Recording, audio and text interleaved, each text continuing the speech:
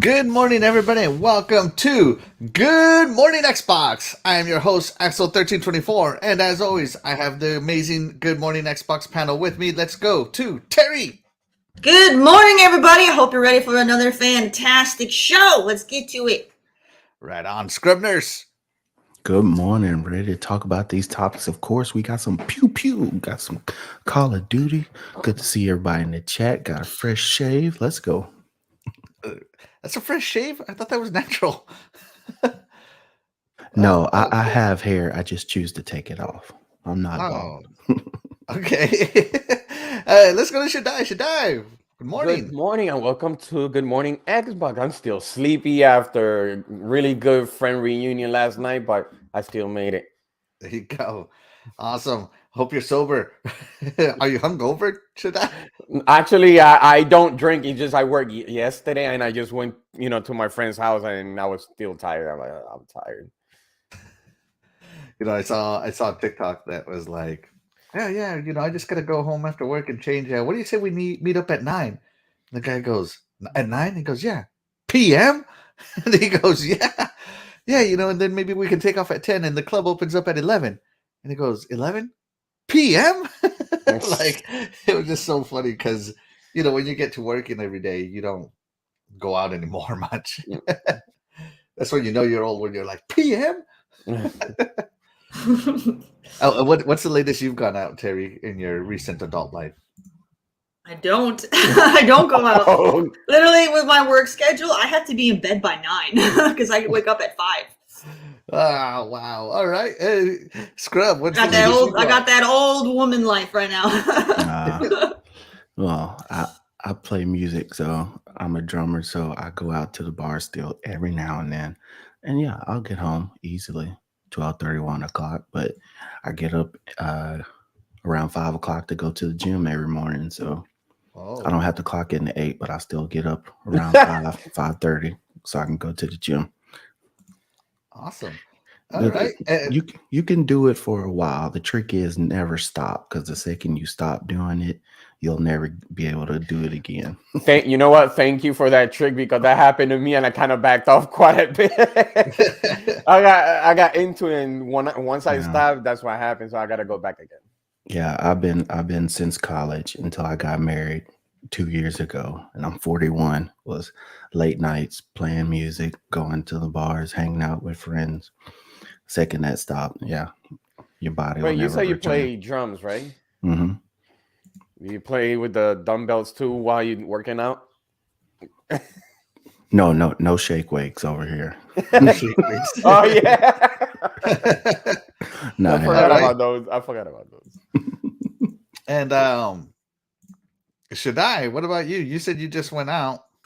Yeah, but we only lasted like until 1:30. We usually stay until 6 o'clock in the morning, but since our adulthood life kind of give us a limit, now it's 1:30, so now we're diminishing little by little. Next time it's gonna be probably start at 6 o'clock in the afternoon. We'll be done by 7 o'clock. So fun. Yeah, going out wise, I haven't gone out past 10 in a long time. I do when I'm on vacations, but not during the regular work week. Me and my wife do like to go out, but during the week, if I'm not on vacation and I have to work because my wife also works, sometimes we got to wake up as early as 4 a.m. for our jobs. We just don't go out. We're in bed by 8, 9 o'clock, as Terry said, just because you want to feel rested at work. That's all. Maybe we care about our job a little too much. Who knows? Especially with those 12-hour work days. Ugh. Oh my God, those are the worst. You basically wake up, work, get ready for bed. That's Do it all over again. That's right. Those are the worst. All right. But we're not here to talk about work. We're here to talk about games, and specifically Xbox games and news. But first, let's check in with the chat. Yo, Wicked Hot joins us. He says, "Good morning, everybody. I'm about to be going and getting some breakfast, so I'll be a little late to the show, but don't worry, I'll be popping in. Hang loose." That's right. Let's see. The original Next Level Gaming comes in. "Good morning, all. Getting ready to teach Sunday school, but going to tweet this out. Hey, we appreciate that. Be sure to like and subscribe as well. It helps us out a lot." Thank you. Yeah. That's right. You got Casket Repair saying, "Good morning, y'all. Good morning, Casket. We appreciate you." And Sir X-Man, he says, hit that like and share, everyone. I did. Your turn. That's right. All right, and let's get to the main topic. I believe early access period is on for Call of Duty. Is that correct, Scriminers? Oh yeah, oh yeah. If you bought the early access digital copy, you were able to play the campaign early. So starting on Thursday, excuse me. And then you'll be able to play it, try to get all the achievements you want to until the game starts with multiplayer on the 28th. I think at 10 a.m. Pacific. Yeah. Awesome. And so, while I don't have digital pre-order, I know someone on the panel that does, and and I also know a few people on Twitter and other places that have been talking nothing but high regard of Call of Duty campaign, saying it's probably the best Call of Duty this studio has ever put out, campaign-wise, and it might even be the best Call of Duty campaign ever.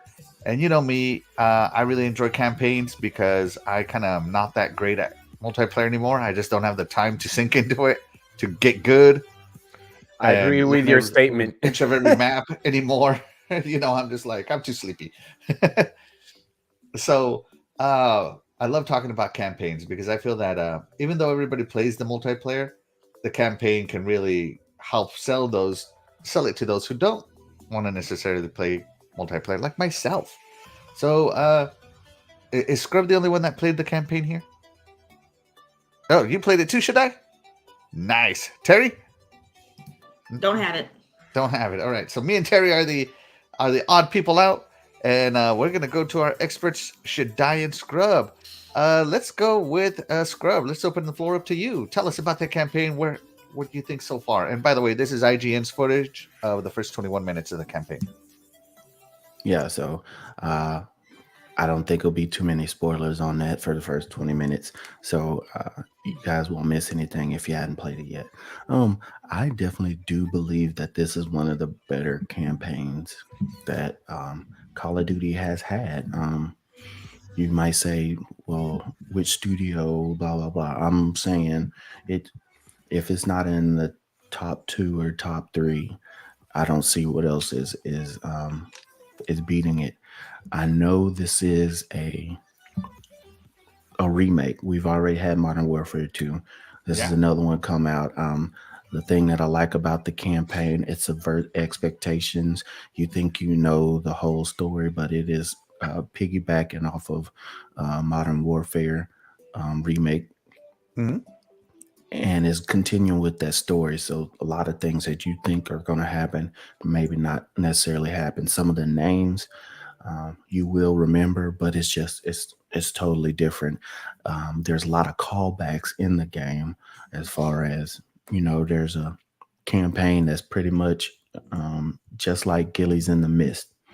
One of my favorite ones ever, and it's in there, and it's phenomenal. This is one of the few diamond achievements I got in there. We'll talk about the achievements in a second, but it's very immersive. As you can see here, the mocap each year is just getting better and better and better. The sound quality in this game is great. The gunplay is more realistic. A lot of times you're sitting here playing, you can feel the recoil in the game. The sound design is phenomenal. But another thing that makes this game great is the fact that the AI is just, it's not stupid.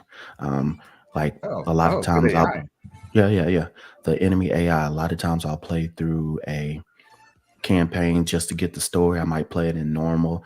If it's something like Halo, I might go into one step above normal. But this one right here, this was the hardest normal campaign I have ever played in my life as far as Call of Duty. There are different missions. This is not just a walk around, shoot 'em up campaign. There are parts in this campaign where you have to sneak, like you're almost like a dang Splinter Cell. There are parts there are parts in here where you have to stealth, baby. Yeah, because they have a DMZ mode that's kind of like Escape from Tarkov. So there's modes in here, parts of the campaign where you have to go around and collect stuff because you're being chased around. You don't have a weapon. You have to build like shanks. You have to build stuff to be able to build an IED just to be able to get away from your different enemies and stuff, and it just heightens up the experience. I'm loving it. For people who are all about achievements and trophies and their gamer score, you do not get gamer score just for completing a mission. You get gamer score for finishing the game, and then each mission has you have to do this in the mission, and then you'll get 30 achievement points or 60 achievement points. You just don't get the normal, some of them have like 10 or 20 or 5 for completing a mission. That you don't get that anymore. That's taken away. So I think that was ingenious too, because for the folks who want to get that gamer score, it forces you to say, oh, I'm actually going to play the campaign. And since the campaign came out a week earlier, now I'm able to go replay those missions. And if I want to go back, I have something to do up until this week, until the multiplayer comes out. Nice. I will say too, the cutscenes are phenomenal. If you do finish the game, and this is for folks who have finished the game and do not know about it, watch. There is a mid-credit cutscene,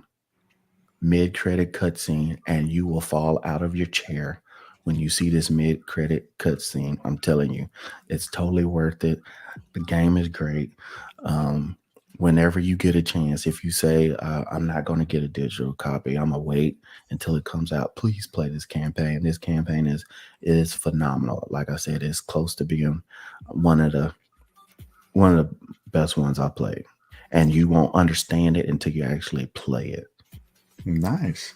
The original, the first Call of Duty Modern Warfare remake campaign got high marks for how real it looked. Is this a step up from that? Everybody was saying that it looked like a movie while you were playing. Yes, it does. No, this is definitely how it is, because to the different missions, there is no big like pausing. Yeah, you might get a cutscene on some versus another, but it feels like you just go from one mission to the next. It doesn't feel like there's a pause in between it. It just goes from one to the next, and it keeps going. And in your head, when you're playing the game, you almost feel like, man, I need to go to the bathroom. When I'm gonna get to a pause point? Because that's how it keeps going. It's phenomenal. And I had some problems with my laptop and some of my stuff for streaming, so I played it one time without recording. But I'm probably going to go through this next week before the game comes out and put gameplay in. If you're hesitant about it, and if you don't really care about spoilers and you want to see how great the game looks, go find somebody who has like some 4K gameplay or 1440 on YouTube and just watch the first mission. The textures on the ground, the game, the night vision, the depth of field when you're playing this game is remarkable. It's astonishing. Like I said, it's one of those games where you have to feel to get the full breadth of what's going on. The storyline is good as well. It is not just a run and shoot. If you just try to run and shoot, you will get dropped quickly. Dang, you're telling me no overshield? I don't know how you guys play. I'm just kidding. Fantastic review here from Scrub Nurse, real quick. Great recommendations. Let's go to another point of view. Let's go to Shaddai. Shaddai, Call of Duty Modern Warfare campaign. You've played it. What do you think? When I started playing it, I was pretty surprised. I was really surprised, because it was a pretty much a step up from the previous Modern Warfare. It does have a feeling of, for me, it was like, wow, I'm actually playing Modern Warfare 2, but during the 360 era, when Infinity War actually stepped up with the story and the graphics and all that. So it actually made me feel that way. And also it lets me know how talented Infinity Ward is compared to any other. I'm not too much of a fan of Triarch and Sledgehammer, but Infinity Ward, this is at its best. The story is really, because the story is really engaging. Gameplay, graphics, everything what Scrub says, it is actually true. I was really shocked. I was really in shock. I like everything what what brings to the table. I really like something that I was actually looking forward to it. After that, Colossal, what is it called? Infinite Advanced Warfare, whatever it is, that went pretty much futuristic. That was a Colossal one. Future Warfare. Oh man. Yeah. Better watch out, man. That thing has a cult following. Nuke Nukem is one of them. I know he is. Sorry, but that one is pretty much crap. That one is crap. So this one is pretty much, and this is more beloved than the other one that you just said that has a cult follower. But this one is way bigger than that. Way bigger than that. And they're going back to how it was. They went to the drawing board, went to the beginning. They released something really, really special in here. I love everything that comes with it. So I haven't finished it yet. It still have that stupid feeling that in Modern Warfare 2, the helicopter thing that you have to be sniping. Love it. I love that feeling. But other than that, I'll leave it there. I recommend it. You recommend it. All right. Two strong recommendations from our panel members. Let's check in with the chat real quick. We had some people jump in here. Doggy Dog is in. He says, "Yo, Axel, what's up, Doggy Dog? Thank you so much for dropping in. Appreciate you." We have Noof Nukem in here. Boom, boom, kaboom. Noof Nukem is in the room. Again, reminder, guys, this show will move back to Noof Nukem's channel in 2 weeks. So next week will be the last episode on my channel. So be sure you go subscribe and turn on your notifications over on Noof's channel for the November 6th launch of Good Morning Xbox on his channel as it returns back to the originator. We got Dragonheart Yobi in. Hey, Scrumners, let's go. Let's do it. Let's see. Anybody else new? Noof Nukem says, "I buy physical, so no pre-order bonus for me." Dang. But I understand. I'm also waiting for physical. Actually, I'll tell you what I was waiting for here in a while in a later segment of the show. And he says the graphics are amazing. Mm-hmm. No, the gameplay is graphics I've seen. Whoa, that's a strong statement. It's true. It is true. Can't you pre-order the physical copy through like GameStop or whatever and still get a pre-order bonus? Maybe. Most of that's how they used to do it. But how do you install it without the physical code? I mean, I know they can do digital, and technically all the discs are DRM codes these days. But yeah, because I remember they used to do it that way. You would pre-order your game, and then they would just put your key right on the receipt.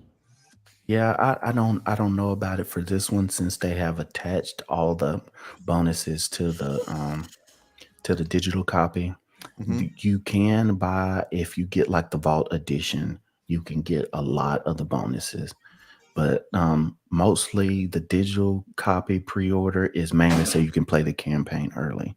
But if you get the regular physical copies, you can get a lot of the bonuses as far as the 50 jumps in the battle pass. You can get the kind of weapon camos. You can get the 141 skins for your different operators. And right now, if you do want those 141 skins with the skulls and everything, that is not in the base game right now. So the only way you can be able to play those characters in the multiplayer right now, unless they're released later, is for you to get the either the Vault Edition or you pre-order and get those pre-order bonuses. All right. Awesome. I'm glad somebody knows all this, because I sure don't. Let's keep it going with the chat. The Gina says, Scorn, Plague's Tale, and Call of Duty. Some hot graphics have dropped this last week in gaming. You know what? I kind of want to jump into this a little later. let me make a note that I want to talk. Should I or somebody? Can you write down that I want to talk about graphics and next gen graphics here? Yeah. In your opinion, do you think this is how they should make a next gen the way Call of Duty then? Do you mean like graphically wise? Yeah. He meant graphically. Graphically for first person shooters, yeah, why not? I know that third person shooters, you gotta animate a little different, but it's a little different. So with that being said, let's go ahead and end the poll I had right there. Now, I did put a poll in the chat. Terry, would you care to read that out for us? Yes. Have you played Call of Duty Modern Warfare 2, the campaign? And 66%, the majority, have said, heck yes, it's awesome. We love it. We deserve it. We want more. Can't wait to have it. 33% of you said no COD at all. We're missing out, like me. I haven't played it. And then nobody voted for the other two options because they don't matter. All right, there you go. They don't matter. Terry, I think this might be the one that you might enjoy versus the rest of them. I think this might be the one. I've always preferred the campaigns over the PvP. And right. As much as people hated Infinite Warfare, I loved the campaign on that game. And that was the last. That was the last one. That was the last one I purchased myself, and then I stopped buying Call of Duties altogether. But yeah, it's just blasphemy. I prefer campaign. I think, but I don't want to buy I don't want to buy the whole game just for the campaign because the campaigns on these games are so short because they focus so heavily on the multiplayer aspect. Well, what I'll tell you is just wait and get it on discount. Get you a Black Friday on PC, and it might be cheaper than console. Yeah, I said it.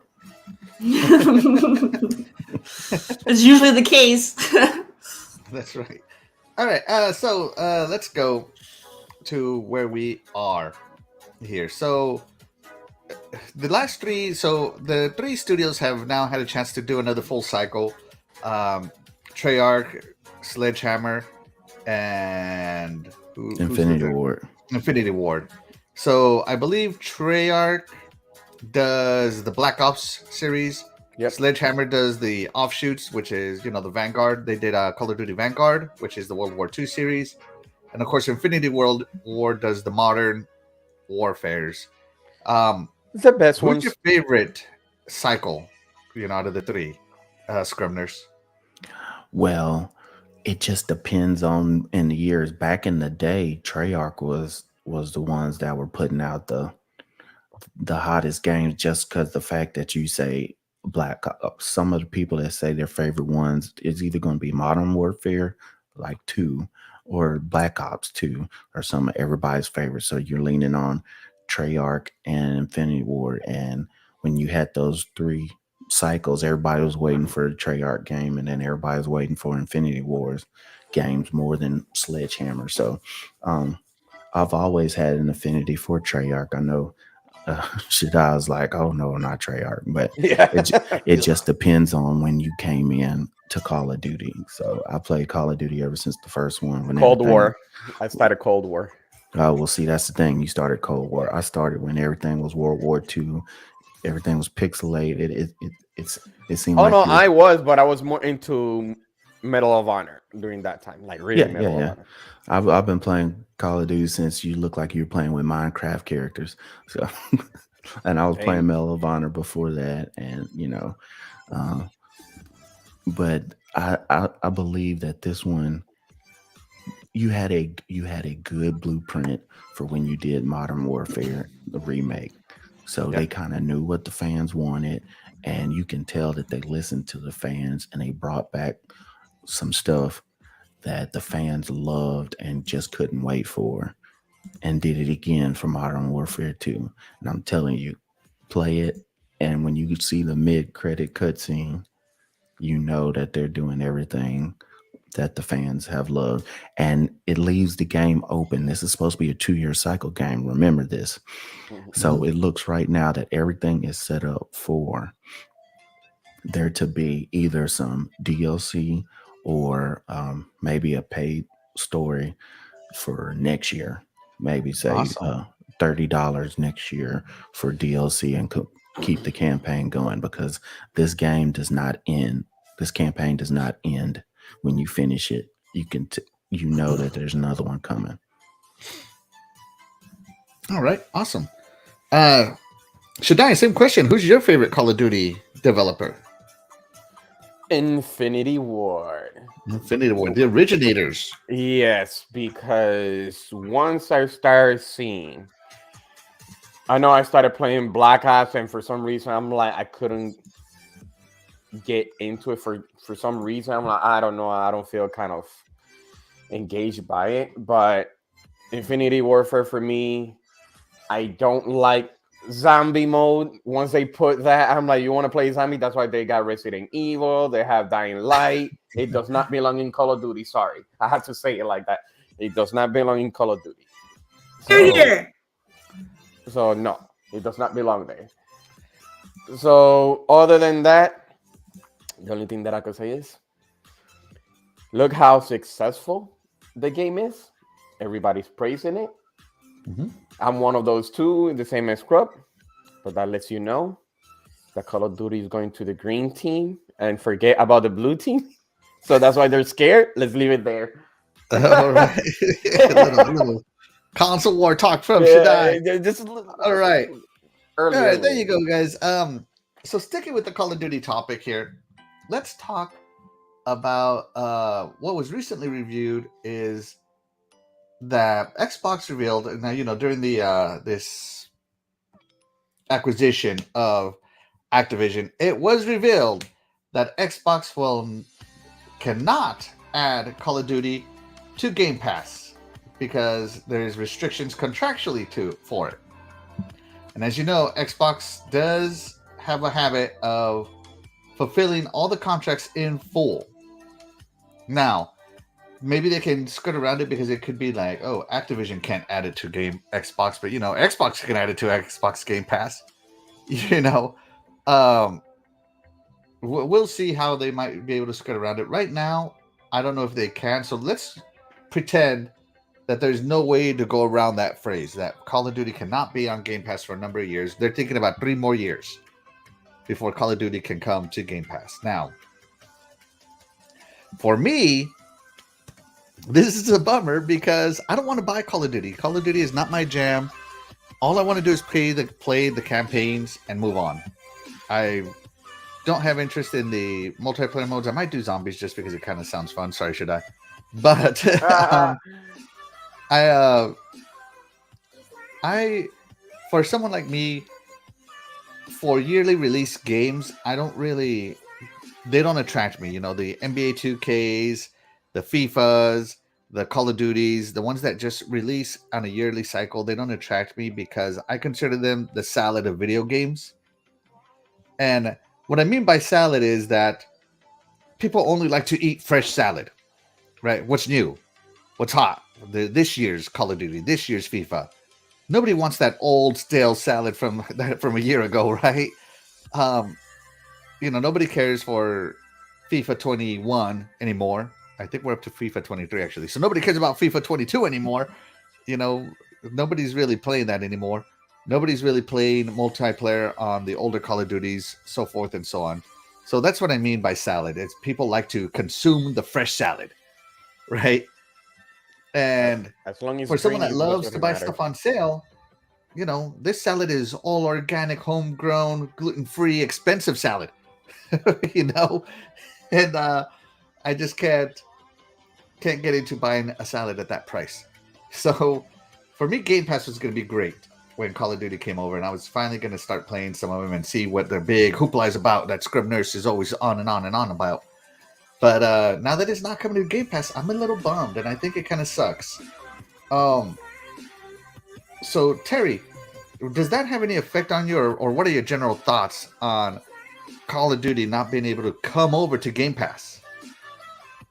I mean, I wasn't going to play it anyway, just because I've stopped doing Call of Duty. I mean, I feel like people who play Call of Duty are going to play it regardless because they're diehard fans. They get it every single rendition that comes out every year or two or whenever they come out. You know, they come out all the time. So like, and masochists. Game Pass would have been a great thing to have, but in the end, it's not going to change the minds of anybody. People who like Call of Duty are going to get it regardless. Okay, but so the purpose of doing acquisitions and getting a big name like Call of Duty is to increase Game Pass, to drive Game Pass subscriptions. I mean, Xbox has admitted this. We all know that Game Pass is their future. That's the way they want to go. Now you're about to acquire a large company with a ton of IPs, right? But Call of Duty obviously being their biggest IP. Mhm. It's the big dog. It's the king of the hill, right? The most valuable IP cannot be added to Game Pass to drive subscriptions. Now, don't you think that is an issue when you're paying almost $69 billion for that king of the hill? I mean, I guess, but at the same time, they might not be able to put it on Game Pass, but when the contract ends, if they wanted to, kind of get more of an influx of users, they could remove it from their competitors down the road. So, I mean, they can always try to make that back for the next versions of the game that come out. Mm-hmm. So, it's, it is what it is, so it's the right now with the acquisition, they're playing dirty. Trying to keep, when I say they, I'm talking about the competitor, not Xbox or Microsoft. The Right. competitor's playing dirty right now. So it is what it is. So they'll have to do what they do. And like I said, I would just say as soon as they get the opportunity, just pull the plug off of the competitor, since they want to, dictate what they can and can't put on their own service. Mm-hmm. Like there's some kind of big brother, like telling them what they can do with their own freaking company. So like, just take it away from them. Like, if you're not going to play nice when we said we were going to play nice, then F you. We're taking our ball home. Screw you. You're not going to get it, The just cold effect. Yeah. So Scorched earth, baby. So yeah. It'll be a loss for the current game. But like I said, these games come out pretty frequently. So they could just push it for Game Pass when they get a chance. Or if they still can't do Game Pass, just take it to where the competitor can't put it on their system, and then you'll still get an influx of users. There you go. Drive subscriptions through exclusivity. Who's done that before? The Shaddai Game Pass, Call of Duty not being able to come to Game Pass. Do you think this is going to affect Game Pass growth? Do you think Microsoft is now overpaying with that $69 billion? What do you think? As of right now, right now, Game Pass is doing okay without Call of Duty because we're already having a lot of games into the service. Mm-hmm. So if they manage to actually make the purchase through, yes, it will rise up more subscribers to the service. But as of right now, we have this. How many games have been released this month? Like 3 already.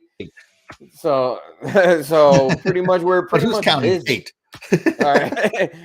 I only thought Scorn, Plextel, and whatever the case may be. But right now we're pretty much busy with all other games other than Call of Duty. Right now it's by what? We're waiting for another week before a full worldwide release. Mm-hmm. So right now they're doing okay without Call of Duty. They don't need Call of Duty at this very moment, but when the time comes, that's when everything starts changing. And I'm with Terry. When that actually happens, no more Mr. Nice Guy. Forget you. Just kick him to the curb.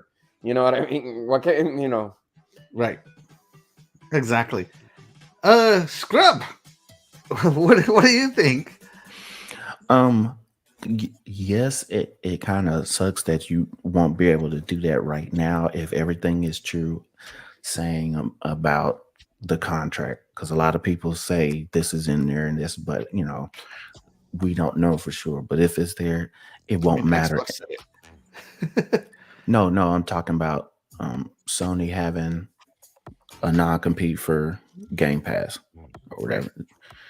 It doesn't matter. It doesn't matter in the end. If you have the company, if you have those games, you're primed and ready for the next Call of Duty after this one will still have PlayStation, Sony marketing rights, but then after that, you're done. And just say this console generation lasts 8 years.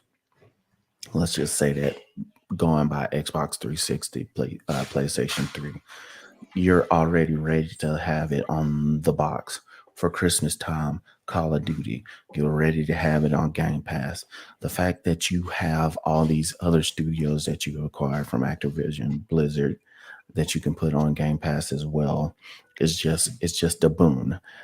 People know who are in the know, who are in the know for Call of Duty, knows where it's going to end up going, and people will move to that part. And plus, like I said, once marketing rights are back, people will move and buy, and parents will buy according to what they see going on. I don't think this is going to stop anything.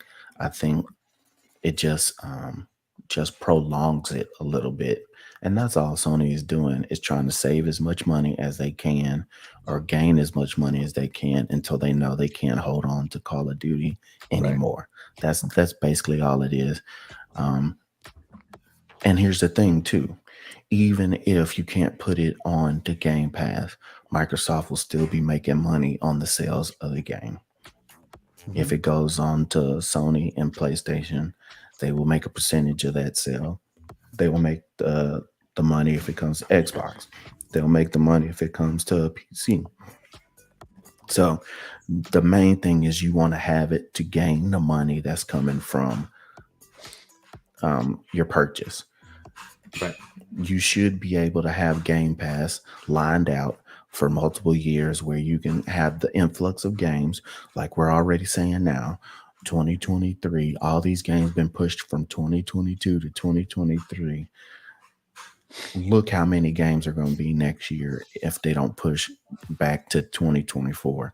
So there will be gaining more games in the Game Pass, accumulating more people playing in the Game Pass. So it's one of those, oh darn, I have to wait a little bit longer, but I still have a pipeline of games that's coming out. So Game Pass should be fine. It's just one of those Game Pass effects where folks go, man, I want to play the game. It's just I didn't want to spend the money for it. Because you've played games on Game Pass and didn't have to spend any extra than your monthly purchase. So that's really all it is. It's just some fans are just going, oh dang, yeah, well, if it went to Game Pass faster, would you get more people signing the Game Pass? Yes. But it's just prolonging it. And Sony's in their right to do that. They're fighting for what they need to do. So that's to be expected. All right. Yeah. Knowing what I know about contracts, so I have a corporate job, and sometimes I have the privilege of reading some of these top tier requiring CEO contract signatures, right? And most of the contracts I read have a termination clause that if you terminate this contract, you pay us a flat rate or a prorated rate of the money. And then it says to fulfill that termination will consider the contract fulfilled. And we all know Microsoft fulfills their contract. So maybe they will opt to pay Sony that termination fee, if there is one, or that prorated fee, if there is one, and still consider the contract fulfilled. Now, I think this is not a smart idea personally, because, the next big acquisition, whatever that next big tech acquisition is from Microsoft, and I'm talking Microsoft in general, not just Xbox. If Microsoft wants to merge with, I don't know, YouTube or whatever, right? Probably won't ever happen. Maybe Microsoft and Facebook will happen sooner. If Microsoft wants to merge with Facebook, that could be blocked just based on the fact that they fulfilled their contract by paying, which won't be argued as such. It will be considered a termination, and they had to pay a termination fee. It's a bad look. So I don't think that they will go that route. I think they will. I think that, Microsoft is a very forward-thinking company. I agree with what Terry said, that they're going to fulfill the contract for the rest of this gen. And come next gen, we're already 2 years in. So in 5 to 6 more years, we're going to see next gen come up. and then everything is going to start over again. And you know what might be exclusive to that next gen? Hey, buy an Xbox and get free access to Call of Duty, the next Call of Duty or whatever it is, right? It won't be And exclusive. I still exclusive say it marketing won't. rights, exclusive service. Marketing rights. It won't be exclusive to Xbox though. Right? It No, won't be. I don't think so. But they're going to advertise it as if it is, and also Oh, the yeah, best deal, for sure. the best deal. Mhm. So yeah, well, we'll see how that works out. I think I understand that it's business to put non-competes in there. Every business does it. But usually you don't put non-competes for the years that you're not doing business with another company. So that's my thought. They don't have to make it exclusive, but they could to make it to where if you pre-order or buy the new Xbox console, you get a free copy of the new Call of Duty on launch day. Oh no, they will Take it definitely. easy, you know what I mean? Yeah. That'll get people to buy the Xbox for sure. Yeah. Oh, I miss the days when consoles came with a game included with a game Yeah. and no extra cost. None of No. this. Yeah, and no extra cost. I mean, you might have to pay for an extra controller or whatever, but no extra cost for the game. Yeah. Remember, Microsoft will definitely do that with and it'll be like a Black Friday bundle. Mm-hmm. And not, well, like you said, it comes free with the game. Purchase the new Xbox Series S or X, and you get the new Call of Duty Black Ops 52 connected with it, and that's just great marketing, and it's still not exclusive. So, and a brand new Call of Duty Elite 5 controller. Jeez. exactly. With a faulty right bumper included. Let's see. The Gina says still crazy. Sony pays for games not to not go to Game Pass. Instead, pay for it to go to its own service. Just saying. You know what? People can structure their contracts however they want. And these studios, they're always looking to have their game paid for, even if they have to concede some competition. As long as they get paid, they're happy. But the name of the game is also asset denial. But this is also why Xbox is buying up studios now, because Sony's pockets were more than Microsoft were willing to pay for exclusivity. They'd rather just own the asset if they're going to pay that much money. Mhm. So Sony is willing to pay the fees that are being asked for exclusivity, whereas Xbox was not. And so Xbox and Microsoft just being who they are, they'd rather just own the asset outright. That way they can do wanted whatever to they keep want. the money to themselves and not just Either way having you a look at contract. it, it's asset denial from each company. So, if you have it and they can't get it, then that's something. And Final Fantasy VII is the perfect example. Xbox owners are still screwed. If you got a PS4, fantastic, you played it. But Final Fantasy VII Remake is the perfect example. But great point, Gina. Thank you so much. Can you pull up the one that Doggy had put up? Because he made a really good suggestion. Right here. Read it out loud for us, Terry. All right, so Doggy came out and he said to just give it away with games with gold. Then you have to be a subscriber to get it, and you have to remain a subscriber to continue to play it. And this is brilliant. I don't know how the contract is laid out. So maybe somebody knows. Did they specifically just lay out Game Pass, or did they say all subscription services that they say subscription service such as Game Pass? So technically Games with Gold is included in that. So, I think it is actually, because they just say game subscription services. So then it wouldn't work, but maybe I'm sure they can find a loophole though, and Let me see if I can find the exact wording. Hopefully someone has a. They say subscription services, but they exclusively says Game Pass as well. But they made sure to say like any subscription services. Yeah, who was it that had it? The Resident Evil, right? Anyways, keep going. I'll find it. Unless they make it to where, because you have to have a subscription to get access to Games with Gold, but Games with Gold technically isn't a subscription. So maybe there's like a loophole where they can still put it there because that service isn't the subscription. No, they have a subscription because you can either pay monthly or you can I pay was about to say yearly. that. Yeah. So it is a subscription service. But they could get rid of that and just have it included with the subscription, so it's a service within the subscription. You're not paying for the subscription. But I it don't know. still be in the subscription. So that's I know. what I'm sure they kills can it. find. Yeah. I'm sure they can get some corporate lawyer to figure out what their loophole is, and they can do something. But you know what I mean? Yeah, I'm sure they'll find a way, or they'll just create a different service that isn't subscription based and throw it on there and make it exclusive. I'm waiting for Games with Gold to disappear. I think when they hit 50 million Game Pass subscribers, Games with Gold will go away, because then they'll be making more money with Game Pass than they would be making with the Games with Gold subscription. You won't need it anymore, and then folks are not paying for basically internet, and you don't have to worry about those games that nobody's playing, and you just put that in the Game Pass and you're done. So once they hit 50 million, maybe sooner than that, but I'm thinking 50 million, it's done. Yeah, I think that's their break even point as well. Yeah. All right. So let's see. Let's move along with the chat. Where was I? The Gina, the Dragonheart. Hey, Sour Blow's in the chat. Hey, Sour Blow, thank you so much for joining us. We appreciate you. From Xbox International. From Xbox International, Wednesdays at I don't know what time. At 7 o'clock. 7 o'clock Eastern. Yep. Okay. Let's see. And Sour Blow agrees with me. I don't think Microsoft would break these contracts. Yeah. No, and the way these games are coming out, it'll be soon. The contract with PlayStation, Sony, and Activision Blizzard is going to be by game. So I think by the contract they have 2 more games left on there, or it might be 3. And I think the way that's going is going to be this Call of Duty that's coming out now, Modern Warfare 2.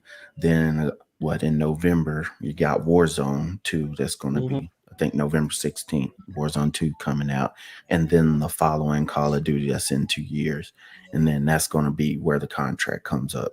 Now, just think, Phil Spencer said we will go past 3 years from that. So basically, they're saying that, like 2027, and Jim Ryan didn't like that, so it's going to be interesting. What was it that is inadequate? Yes, it's inadequate. So here it is. So here's the document that was allegedly leaked. It says here, 1.9.1. During the term, the publisher shall not authorize, assist, or encourage any third party to include the game in any competitive platform subscription service that is competitive with any PlayStation subscription service, included but not limited to Google Stadia Pro subscriptions, Microsoft's Xbox Live Gold, Project xCloud, or Game Pass subscription services, or similar competitive platform subscription services. So it literally calls out live, and this is what was allegedly leaked. So yeah, there we go. All right, let's move it along. 4GQTV, Georges Carlo from the GUG says, dropping in to say hello, Axel, Shaddai, Scrub, and Terry. Thank you so much for joining us.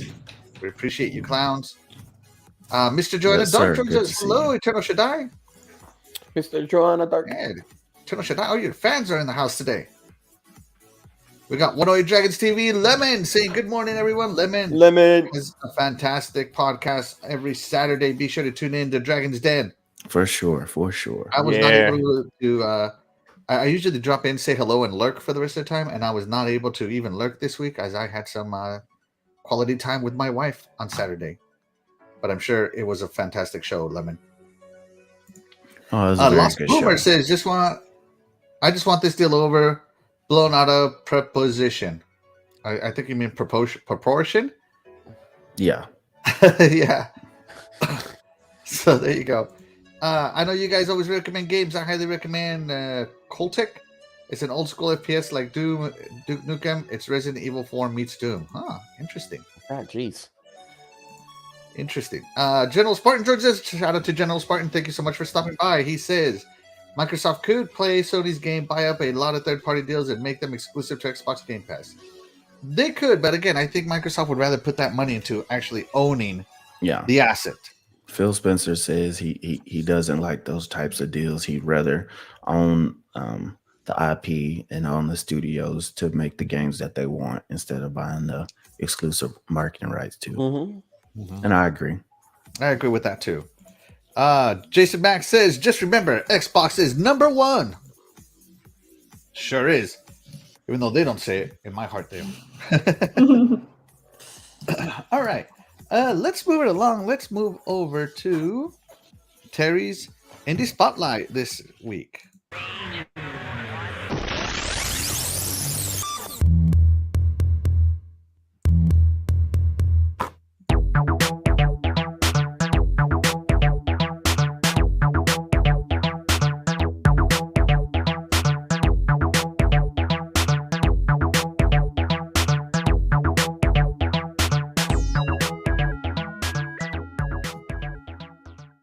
All right, everybody, I hope you guys are ready because I got another great game for you this week. So sit down and pay attention.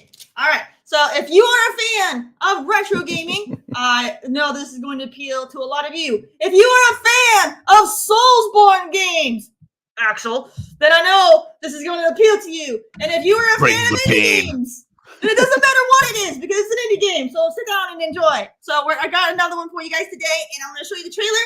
And the best way to kind of get into this, think Stanley Parable, think Souls-like games, think everything else in between, humor for like Fable or like Borderlands, all have a love child, and you get this. Check it out. All right, let's see it. Welcome to the last hero of Nostalgaia. Okay, start over. Yes, indeed. It is called Nostalgaia, where the... No story. This is the gameplay trailer. Yes, Nostalgaia is the world of video games, and it needs you. Oh, that looks familiar. Terrifying and perilous bosses. Ooh, two-player co-op. Fight together. That way Terry and I can die together. Die together. Let me regale you with a tale of corruption, greed, and heroism. Nostalgia's memories had flattened like books without pages. Enter the hero. Pixels were the problem. We can fix this. Customize them. Pick a class. You are not worthy. Level up. Perfect. Oh, you'll need equipment. Others can Some guide humor in it. you. Try finger Side butthole. quests. Behold dog. Really get Just like stuck Dark. in with Just this like hero Elden. business. Danger absolutely everywhere. I am trained.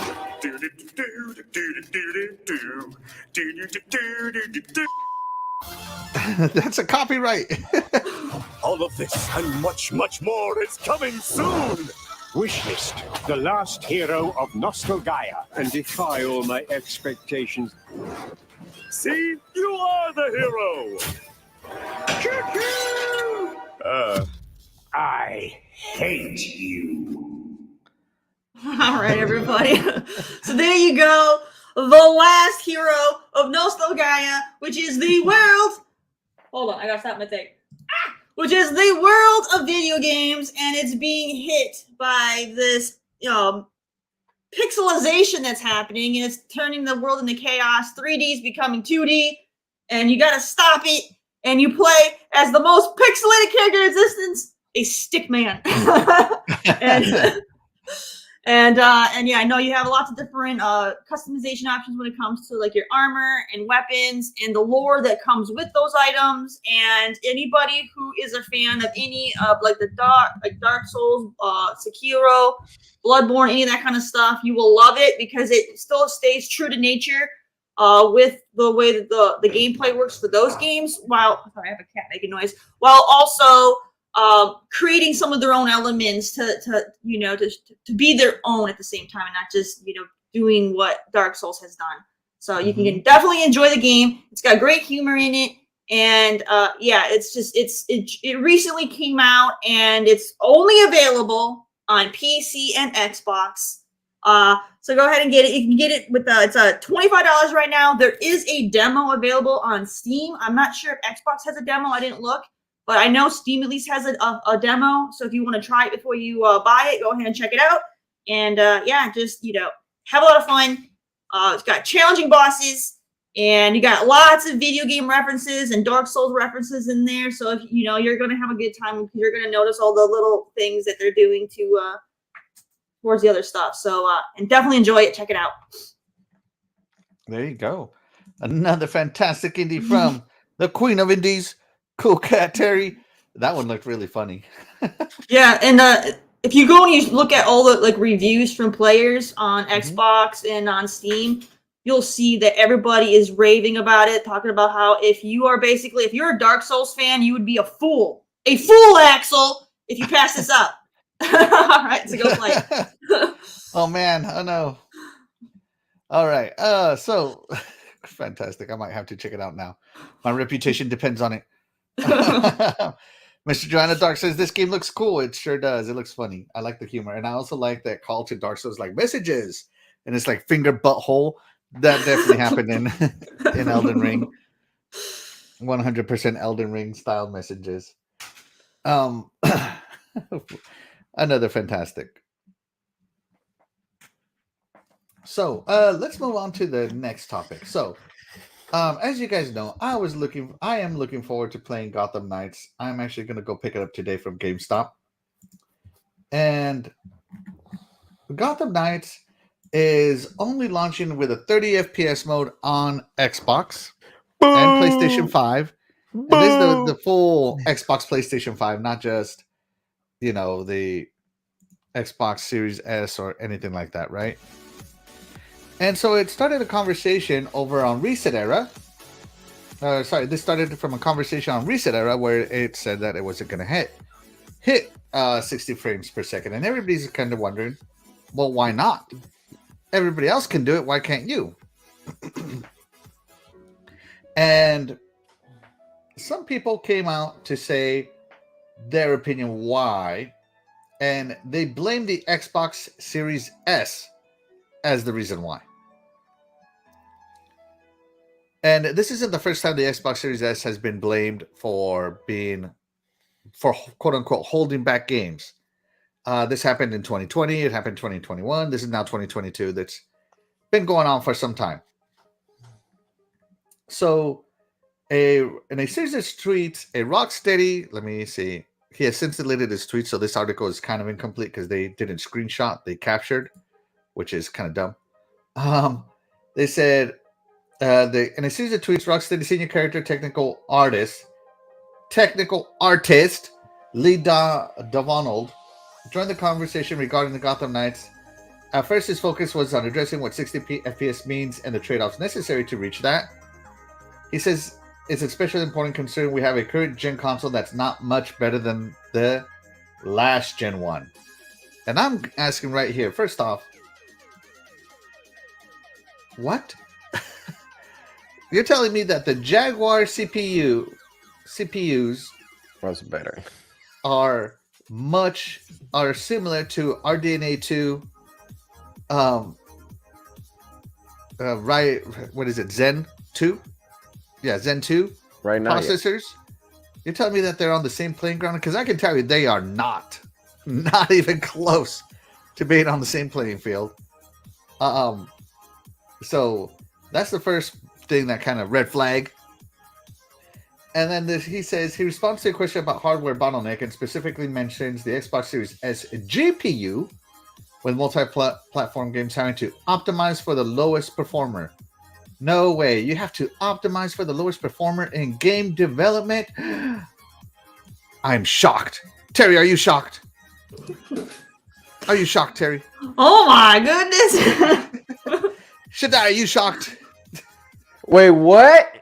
Wait, what did he say? It just came from one ear, came out from the other. Sorry. He said that multi-platform games have to optimize for the lowest performer. Are you shocked that there's optimization required in game development? That's what I said. It came out from one ear and from the other because what he's saying is just nonsense right now. It's super nonsense. Shaddai, are you shocked that you I have mean- to optimize in game development? I'm not Shaddai, but Scrub I know, Nurse right? says No, that sorry, scrub this. I think this is like the epitome of not mansplaining, but development splaining. This is just totally ridiculous. Everybody knows this, and because you have to you have to do this for the lowest common denominator. Yep. Everybody says it every time a game comes out. What's the lowest common denominator? Kitties. Kitties. Kitties. It's the freaking PC. But keep going, Axel. Yeah. PC is always Yes. the lowest common denominator. Dummies. All right. Hold on a second. I gotta prepare some stuff. All right, so he goes on to a bunch of tweets, and of course they didn't capture him, but he goes on to say that, if you need to run this, you have to take into consider the Series S GPU. Multi-platform games always have to optimize for the lowest performing. And see, he says, and another follow-up from Devanold showed just how little the senior developer thinks of the Xbox Series S. He says there is an entire generation of games hamstrung by that potato. And Yes. where does he Yes. work for? Xbox, this is when the Xbox Defense Force came out in full on Twitter, and it lit on fire, and it was amazing. I love it. Where? What studio was that make that Rockstar. come? He Nice didn't from even help. Rocksteady? He didn't even Rocksteady, help. sorry, Rocksteady, yeah. work Oh, Oh no, I on thought it this was game. Oh my god, these cats. I'm sorry. I thought it was They're tearing my the room other one. apart. I thought it was called Boba whatever, Boba Fett, whatever. that's called. Bussa. Another one was Busa. Yeah. Okay. Yeah, I know who you're talking about. Yeah. The cats are angry as well. They Yeah, they understand. I don't they're blame They're literally throwing. I'm not even kidding. They literally decided to go in the closet and they're tossing all my PlayStation games. They're like, "F you, Sony!" Like right now, they just chucked. Hey. What is that? Prey? Le- But yeah, they let just me- chucked my PS4 copy of Prey. So that means their name is Stray then. They're like, this isn't Stray.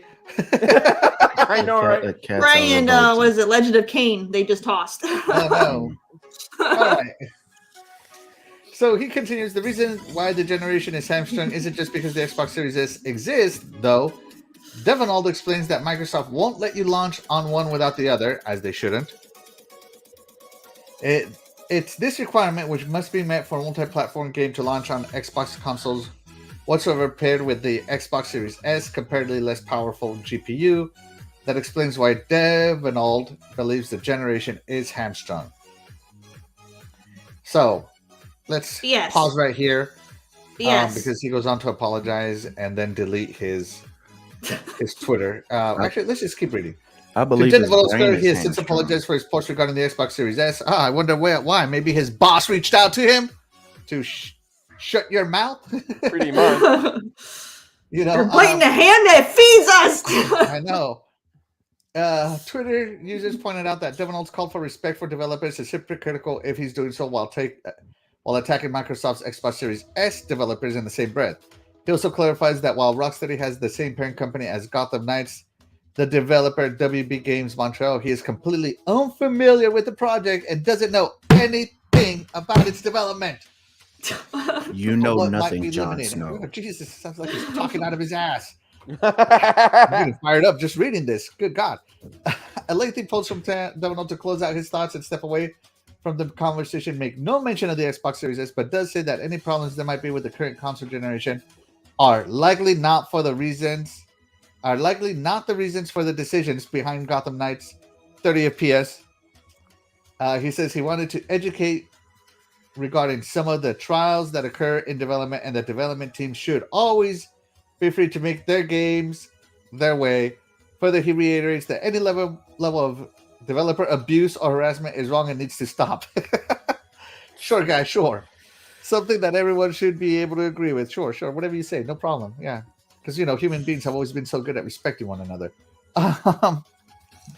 So, man, I have so much to say. Just reading this fired me up. It boiled me.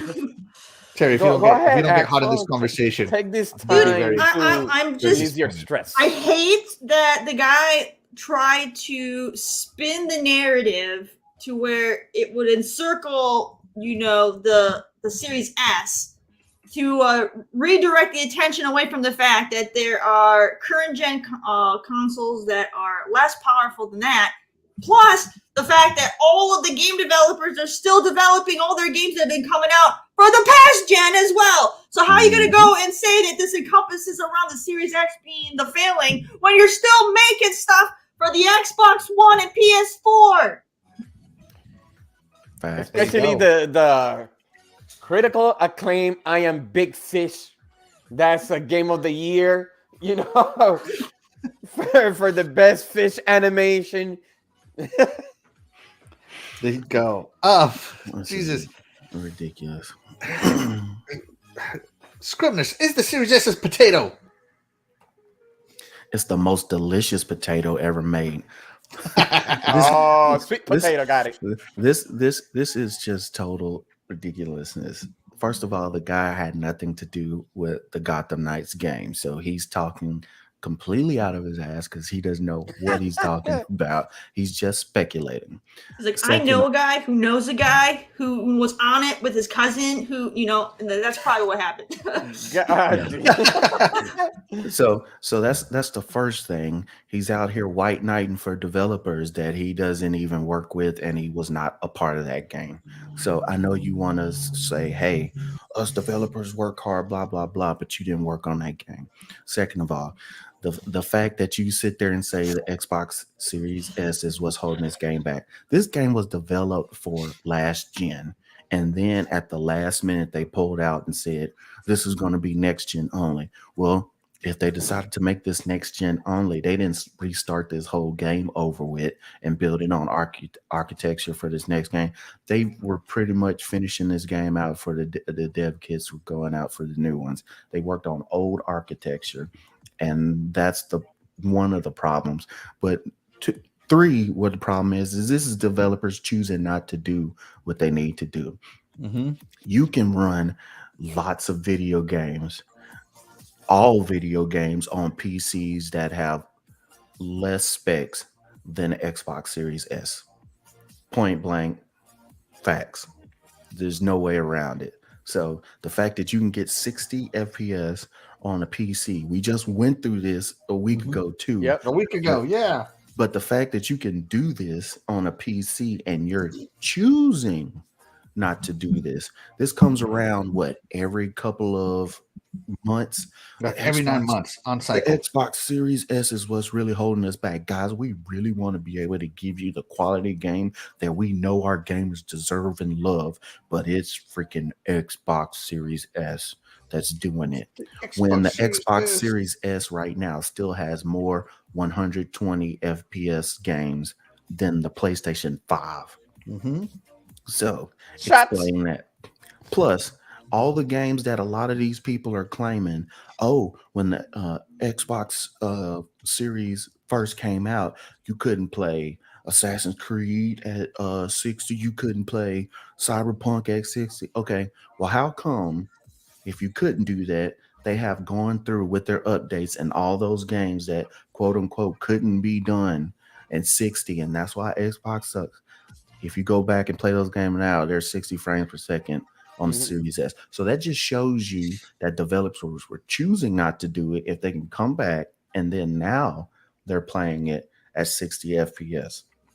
That's right. It's complete fallacy. This is how console wars keep getting stirred back up again. There were so many people jumped on this bandwagon of a developer they've never heard of before.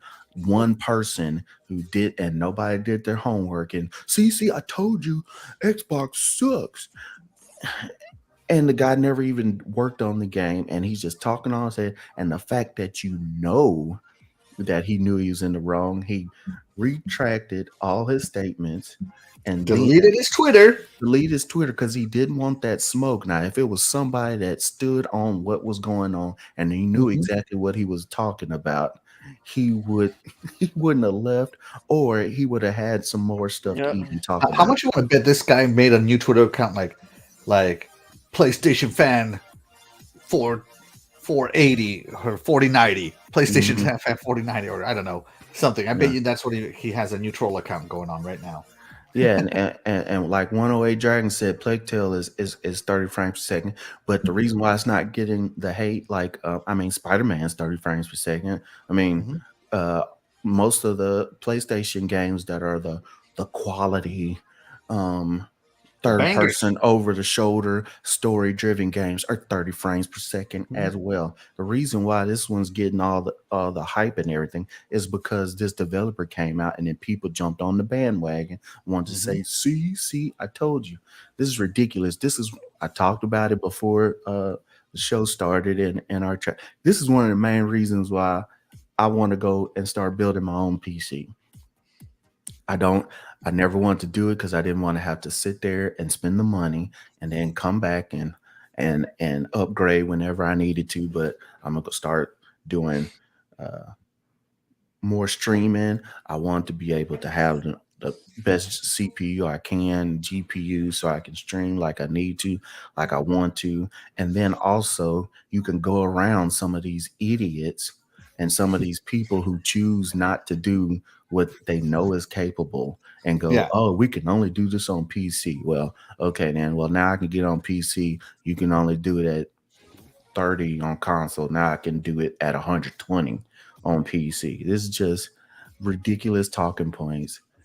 I don't know why we have to keep talking about this every freaking 9 months, 6 months. There's some developer Yeah. comes out with this nonsense, and every time they're proved wrong, everybody jumps all over them, and then they're quiet again. When they make these statements, none of them stand on that hill and die on that hill. They That's make that right. Die on it. statement. Yeah, they make that statement, they get jumped on, and then they get quiet. And it's not because they get quiet because they don't want to get jumped on anymore. They get quiet because they know they're wrong and they know it's a bunch of BS. It's just straight BS that you're just feeding to these people. Oh, well, you got to feel bad for the developers. We have to No, I do don't. this and this and this. Please, guys, don't talk. You didn't have that same energy when you were down in the Series S. You're basically down in the developers of that console. So get off of it, man. That's ridiculous. You're just complaining that you have to work on the architecture for multiple consoles. Yeah. But like I said, you have to go to the lowest common denominator for every freaking PC that's ever been made. That's what above what a 1660 or something of that nature. This is ridiculous. Stop Absolutely. it. I have a question. Haven't that happened before? Like they'll work on one console, make a game for that console, and then they'll say on a later date it will come out this because I guess they were trying to optimize it for that particular console. Yeah, They usually you could optimize for one console and then you port it to everything else. right That's because I know they did that because I know they'll yeah. say like PC series, but then later on to S, just saying like that. They could have done that. It would have been a totally different, topic about this. And Possibly. plus, these gen consoles are the closest things to PCs than consoles have ever been. So it should be architecture, yes. Same architecture. It's the easiest to do it. Now I'm not a the developer. processor features. Yeah, Hey, supposedly it's not easier the same. It's not the easier same. than, let's put it this way, it's easier than ever. I'm not saying it's easy, but yeah, you might have more of these uh, uh, fights and talks when we're talking about 360 and the PS3, but you can't use those same arguments now. It's ridiculous. Absolutely, I You agree. don't Same want architecture. you don't want Microsoft mandating to you to do more work. That's what it is. Remember, the console is not the same as the PC. They're made differently. So, let me check in with the chat before I get into my rant. If everybody else is done ranting, Shaddai, do you want to rant? For that, Yeah. I'm not gonna waste my time on that. All right. All right. If everybody You else just is done talk ranting, let me check in nonsense. with the chat. Let's hear the chat ranting.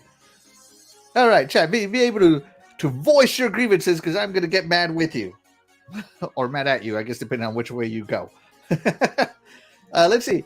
Gotham Knights is good so far. I'm early into the game. I am playing on PC, FYI. That's great, Joanna Dark. I actually am looking forward to it. One of Dragons TV, Lemon says it's funny how many games on the Series S are 60 and 120 FPS, but this game can't do 20. Fake news. I have dev friends that say the opposite. Kick rocks and stop frauding the public. Absolutely agreed. That's true. Mr. John the Dark says the Nintendo Switch and Ouya lowest common denominator. You know, Ouya doesn't even exist anymore. That's why he said it. Yeah, that's right. Jason Max says he's getting a 4090 in 12 years. Yeah, me too. At the size of that thing, it's basically the size of my Xbox. It really is the size of an Xbox Series X. Donkey's laughing at the cats. Crazy Simmons Gaming TV says, "What's up? Good morning, Xbox. Good morning, Crazy Simmons TV. We appreciate you stopping by." Let's see. Doggy says, "If you have a Costco membership, the Xbox Series X will be $239 starting November 17th. Make sure you pick up that extra hot potato right there." My birthday is on that day, so I'll take it. Yeah, and here's the main point, right? Mr. John the Dark says, "I have a desktop at home with a 1080 Ti and a 6th gen CPU and still running current gen games with trade-offs." Absolutely agreed. I also have a 1080. I'm sorry, I have a 1070. My CPU is a little older than yours. I believe mine's a 4th gen mobile generation iProcessor because I have a laptop because that's the way I like to game. And yeah, there's always trade-offs, and my laptop is playing brand new releases still, even though it's 4 years old. So they can I don't know, eat a sock. Let's see. I like Gotham Knights. Only one issue for me, not enough enemies on the streets. That's because you're beating them all up. They gotta recover, I'm just kidding. That developer is probably a Sony fan. It sounds like it. Why didn't the Plague's Tale game get this hate? It was mentioned but not hated. People are frauds though also. Scrubness answered this, and I want to piggyback off of what he said. When you want attention and you want attention in a negative way, you're going to find attention. That's the way I'm going to put it. This is why a lot of companies are requesting access to your social medias, because they know you're probably going to say something stupid. Mm-hmm. Way to go, dude. You just ruined it more for everybody else. All right. Let's see.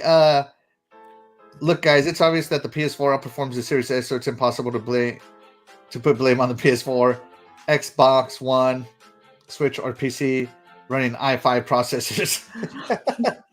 That's right. No way it's their fault. No. That's right. My brother HTK's in. Peter, thank you so much for coming in. We appreciate you. Let's see what else we got. Yes, Scrub. They are idiots. By the way, I love the way Scrub says idiots. Splendiferous comes in. Ren and Stimpy. Just read this line for us, Scrub. I got it. Yes, Scrub. They are idiots. This dude is not a developer. He's an artist. They don't make games. I do believe that he is part of the game development process. He is obviously doing development work. Everybody has a talent. Everybody is needed to execute a fantastic looking modern game. There are people who are the artists and all their job is to draw it up, and then somebody else's job is to take their art and throw it into the game and make it into a game asset. So whether he does that himself or someone else does it, depending on the way their studio functions, he could very well be loading his assets into the game. But yeah, his primary job is to make the art, not to optimize. He's not part of the optimization team. So, yeah, I believe that game artists are developers, but he's definitely not a coder. He's not the coder, is the way I'll say it. It's like working on an assembly line in a car. You might be an expert at building transmissions, but that doesn't mean you know how the whole entire car works and you know what it takes to make a car. You're just a person who's the expert at making transmission. You might know a little bit about working on an engine. You might know a little bit, but you don't know everything what it takes to put the computer in the console of the car. You might not be the expert on putting seatbelts in and the chairs and what it takes to align the wheels. You're the expert at transmissions. So but it's still important to the realization of that product. Right. So yes, you might have some insight on how they work on the engine. You might have some insight on how the car is built, but when it is out of your depth, don't talk out of your ass. That's exactly what you're doing. Exactly. And you're making it so you can make yourself look better and you can make the developers better. But this is what this is? This is all right. Lemon, you'll know what understand what I mean.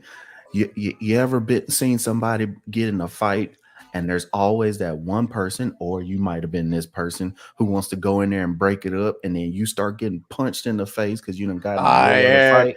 Trying to be the exactly peacekeeper. You're trying to be you're gonna get it too.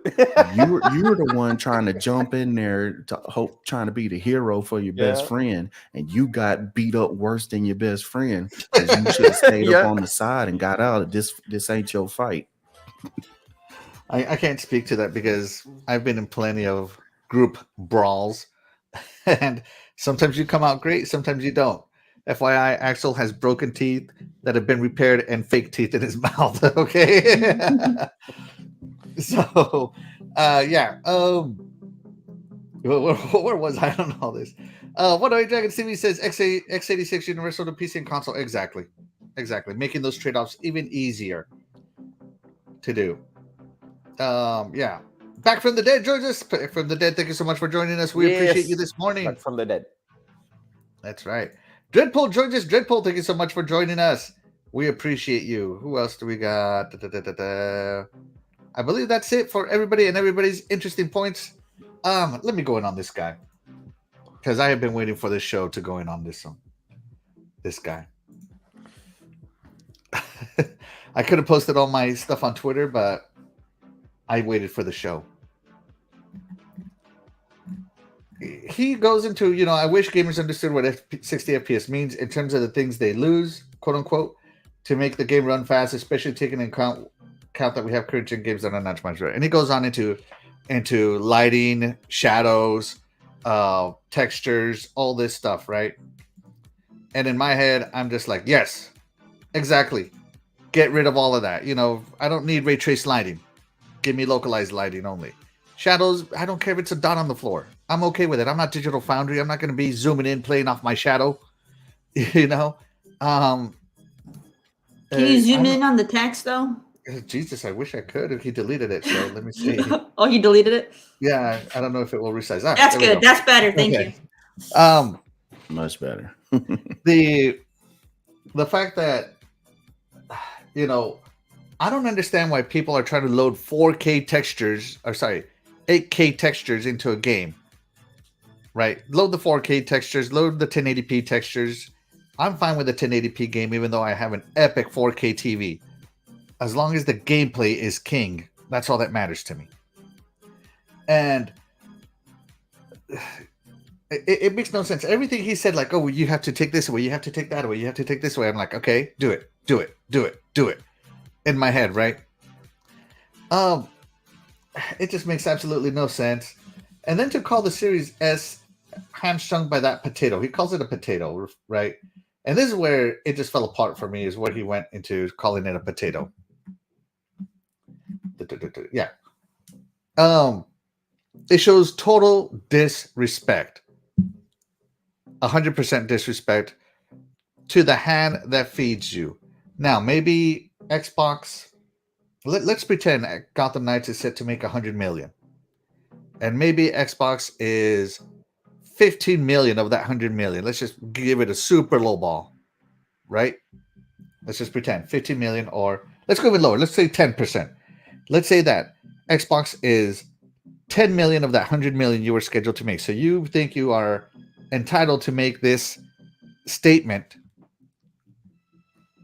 because they're not that big of a contributor to your company's bottom line for that game. $10 million is still $10 million.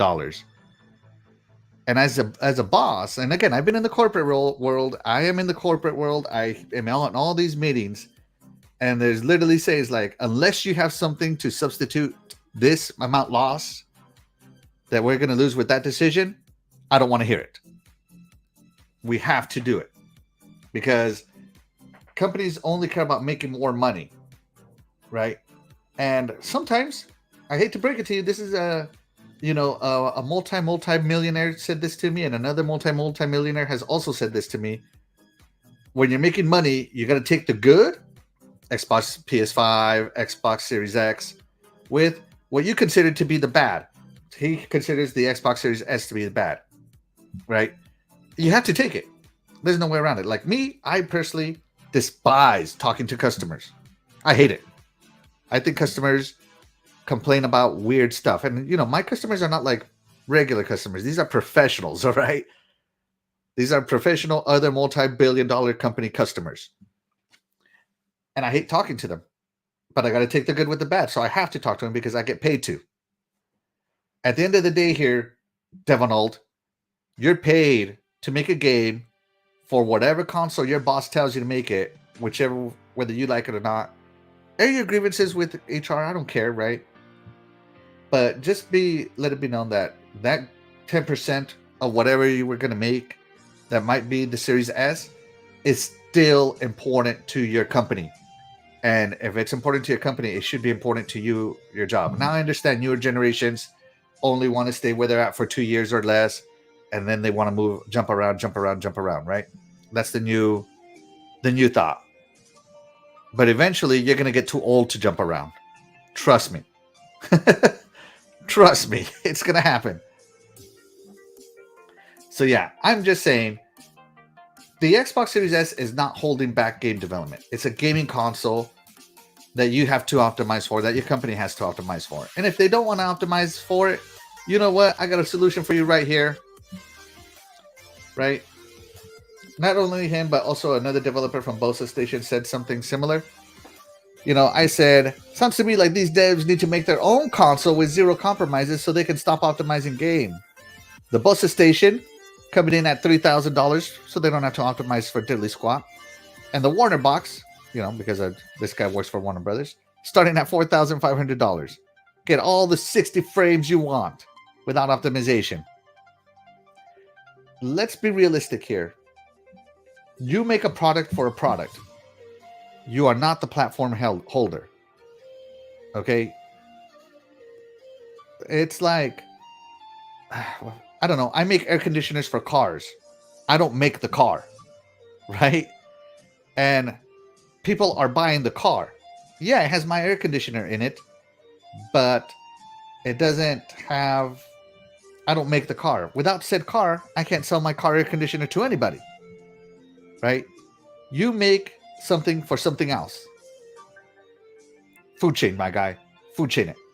So unless you're going to spend, your company or you are going to spend the money to create architecture, create dev kits, create advertising, go get some customers, provide value for them, to incentivize them to buy your box, all this stuff, you kind of need to take a chill pill and just do your job quietly. At least quietly in the eyes of the public. You know what I mean? Because I don't know. I have, we always talk about how PlayStation has all this. You either do it their way or they won't put your game on their system. I mean, they pulled Cyberpunk from the PlayStation Store. These platforms are not afraid to tell you no. Right? I mean, if PlayStation will pull a game like Cyberpunk, I'm sure Xbox is able to pull a game that they don't like as well. Right? So just remember, and it's the same thing for me. For the example I gave, the air conditioning example, they could buy my air conditioner, but if I start talking crap about, I don't know, what's a vehicle, Terry's car. If I start talking crap about BMW, and I make BMW air conditioners, and they're a customer of mine, they don't like that I'm talking crap about their company. Guess what? They'll go buy an air conditioner from somewhere else. You're not the only game in town. And from what I hear, WB has a long way to go as far as being able to get public trust on their games. You got to play a little nicer, my guy. Just saying. This is BS. These are the same, some of these same devs that complained about last gen, saying that it doesn't have enough that we want, especially with the Jaguar cores, and we need to have this and this. When these new consoles were developed, I know Microsoft has said this before too, that they went to developers and asked them what they wanted, what they needed to make these games like they want to. Yes, they could say, well, Xbox Series X is what we needed, but not the S. But you now have these consoles that are kind of tuned what you wanted. You had the dev kits to make these games, and now that you have them, now all of a sudden, this is not what we want. This is there's no way we can't make games unless they're, we use the 4090 graphics card for everything because I won't be able. Man, stop it. Stop it. Stop it. If your games are so great that it can only be done by the highest performing console, make your games only for the highest performing console and then bring it to these publishers and see what they want to do and see if it works. And I'm pretty sure if you had the best fidelity, high grossing, using every inch of the CPU power and GPU power of these consoles, they'll make it for the PS5 or the Xbox Series X only. But until then, until you show, because we really don't have any games that have maxed out the power of these new consoles. We haven't. And then when you go and tell them that, oh, well, it was COVID. See, you got all these, you want these consoles to do all this work to make it easier for you. Then when they do it, you hadn't shown anything yet. So which one is it? Is it the fact that you don't have the ability to do it right now? Or is it the fact that these consoles keep doing it? Or if the fact that these consoles are already dragging you down, make everything for PC only. Yeah. Just do that. And then when everybody is getting these keys for the game to be cheaper, or then they're getting them for free, and you're losing all that money that you wish you had because you didn't add consoles as well. Let's see how well it goes for your shares and your shareholders in your stock. Yeah, you can't have both. Exactly. Look, guys, I got the answer. Clearly, PCs and consoles aren't powerful enough to create the games that we're envisioning. So we need to hire Michael Bay and make an interactive movie where they can tell Michael Bay what they want to happen. And it just happens with all the greatest CGI you can think of and all the explosions, and then you'll get what you want. Screw gaming consoles, screw PCs. We're just going to make interactive movies. That is so innovative. Yes. Yeah. And then it will say the game was the best. It was the best ever because Michael Bay put his stamp on it, and for some reason his crappy storylines are popular. All right, let's check in with the chat here. It's Timothy joins us. He says, "I see you here, also stalking Mick Stalker Station first. What are the odds you would be here stalking? And follow me again out to Splendiferous. Thank you so much to Splendiferous, and it's Timothy for joining us." Lost Boomer says it's development making excuses for being lazy. Well, at least being inept. Dreadpool says more like the guy painting painting the car versus an engineer. Exactly. Yeah, I agree with that too. Splendiferous yells at us, "That's talking like a moron. Look at the tech we have in the consoles now. Absolutely no excuse." Agreed. 18 Dragons TV said so of use paid $500 and upgraded your TVs to see and play the best looking games with 8K. I want the best. Please push limits high fidelity for me. He wants that 8K, baby. People are falling into this 4K trap. Yeah, I have. Definitely. Guilty. General Spartan says, "I'm fine as long as I get 1080, 60 FPS. Terry has a BMW. Yes, she does. She sure does. Be sure to check out her YouTube channel, guys. She posts a lot of car content on her YouTube Just in channel. case she just photoshopped. In case you don't know, Terry's a huge car fanatic. Just letting you know. All right. Here we go. Majority of PC players play at 720, 60 FPS. Anyways, facts. I'd rather play on a Series S. Yeah. No, 108 is completely wrong. Because I look on Twitter and everybody has $3,000 PCs and they have the highest graphic cards and the CPUs and most of the people just put their pre-orders in their 4090s. A lot of them already have them in their towers already. So the PC players they have all the top notch. It is only the Series S is dragging it down because everybody has the highest PC quality ever. We don't need nothing to upgrade. We're to the max. No, Everybody is. Right. Already. It's ridiculous. All right. Let's move into another topic. And this is the topic I wanted to talk was about graphics next gen. So this is also brought to me by I tried to start a conversation with somebody on Twitter who said that I have a 4095 that said that these next gen games, the current gen games, just don't seem like they're much of a leap from last gen. That he's not feeling the current gen leap. And so the idea of graphics came up because we all know that historically graphics have been the pushing factor into next generation. You know, the Nintendo didn't look anything like the Super Nintendo. The OG Xbox didn't look anything like the 360. The 360 doesn't look anything like the Xbox One as far as graphics fidelity is concerned. But graphically, fidelity-wise, I guess there's not much of a jump. People think there's not much of a jump between last gen and this gen. And I think what everybody is ignoring is that last gen had mid-gen refreshes. Because I can tell you what, the Xbox One, the Xbox Fat VCR, looks nothing like my Xbox Series X, my launch Xbox Series X. It is a huge jump. The reason you don't feel it is because of that Xbox Series S, the Xbox One X. Yeah, the One X, yeah. That's right. That 4K Xbox One X, that's the Scorpio edition, right? This day, I love the fact that I got that one. I had probably never been happier with a new console than I was when I got my One X. So the Xbox One X being able to throw those 4K graphics out on some games, upscaled, all that good stuff. And a lot of the lessons learned at the Xbox One X level, that sometimes frames are going to dip. Xbox needed to add VRR.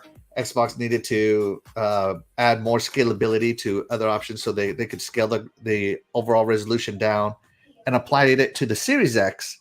I guess minimize that gap between the two consoles. So freaking lost boomer. I played Pog at 3 frames per second. Yeah.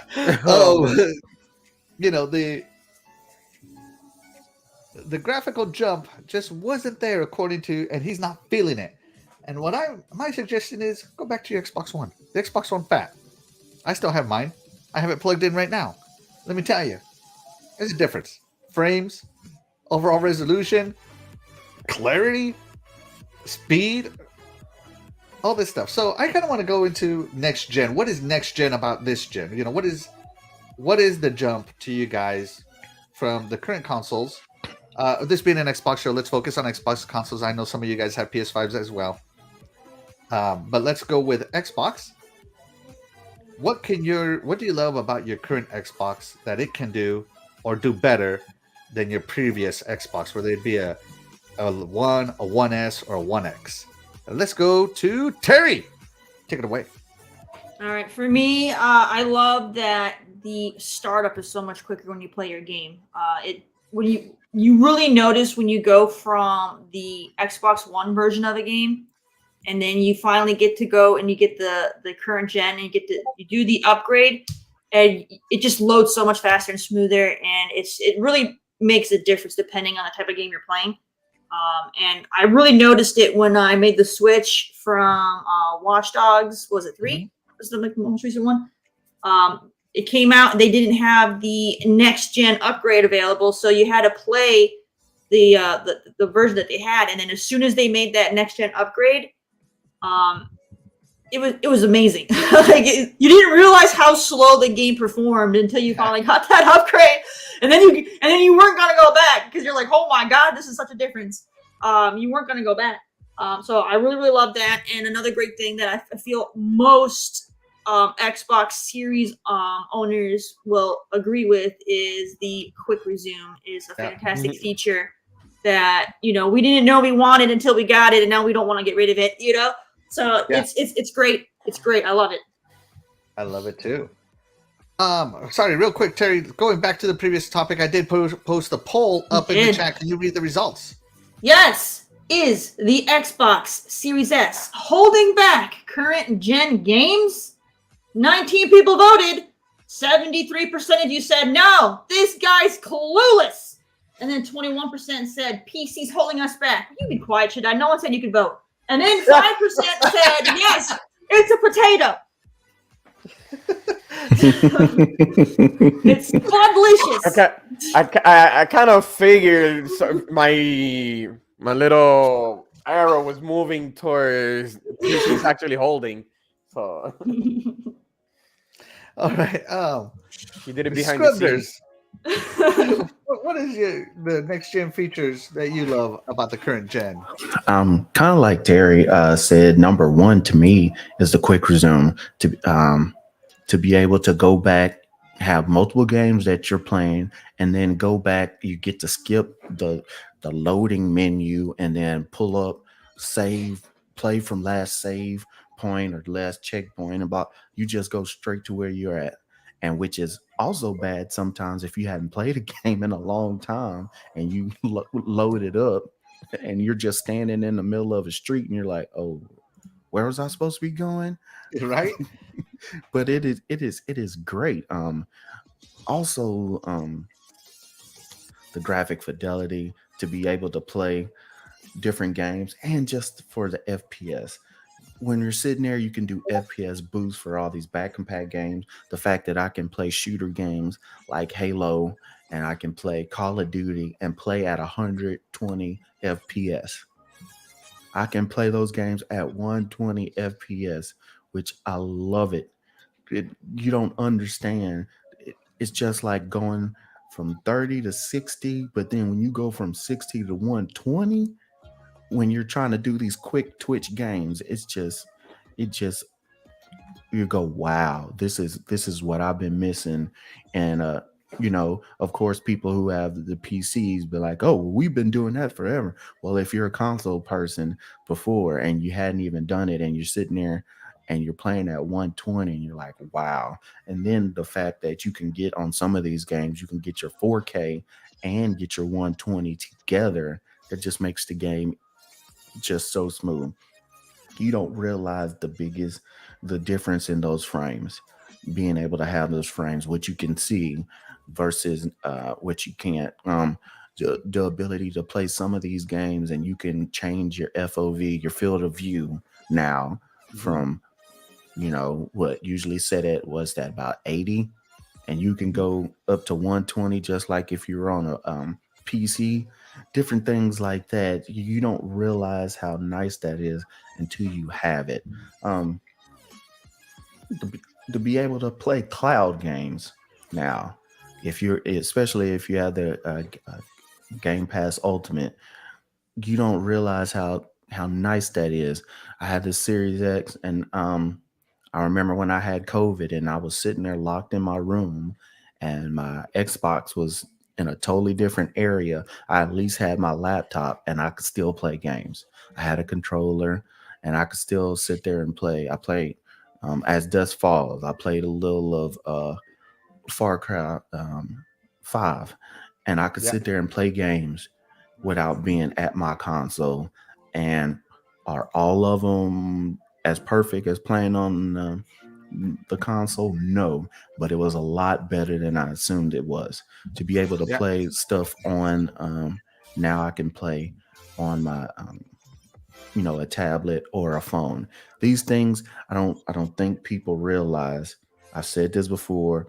108 has heard me say it on his podcast, and I've said it on a couple other podcasts. It won't have the same nostalgia as the 360 era, but when we look back 10 years from now or whatever, what Xbox has done with acquiring these studios, being able to bring out these games, being able to have the fidelity, the quick resume, the xCloud, the Game Pass.